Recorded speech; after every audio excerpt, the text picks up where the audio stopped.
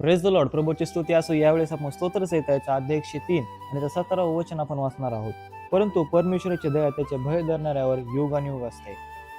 जिवंत परमेश्वराचं वचन तुम्हाला आणि मला सांगत आहे की परमेश्वराचं भय धरणाऱ्या लोकांवर त्याची दया युगानुयुग असते. आज आपण आपल्या जीवनामध्ये परमेश्वराचं भय तुमच्या आणि माझ्या अंतःकरणामध्ये बाळगणं गरजेचं आहे.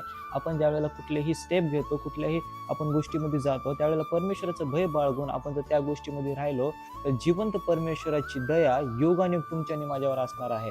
आज आपण आपल्या जीवनामध्ये आपलं स्वतःचं परीक्षण करणं गरजेचं आहे की माझ्या जीवनामध्ये मी परमेश्वराचं भय बाळगून चालत आहे का, परमेश्वराचं भय माझ्या जीवनामध्ये आहे का, याच्याकडे लक्ष तुम्हाला आणि मला देणं गरजेचं आहे, जेणेकरून त्या जिवंत परमेश्वराची दया तुमच्या आणि माझ्यावर सदैव असणार आहे. आजच्या दिवसामध्ये आपण परमेश्वराचं भय आपल्या जीवनामध्ये बाळगूया, आपल्या अंतःकरणामध्ये बाळगूया, जेणेकरून तुमचं आणि माझं जीवन हे अधिक पटीने आशीर्वाद होणार आहे. त्या जिवंत परमेश्वराची दया तुमच्या आणि माझ्यावर युगानुयुग असणार आहे.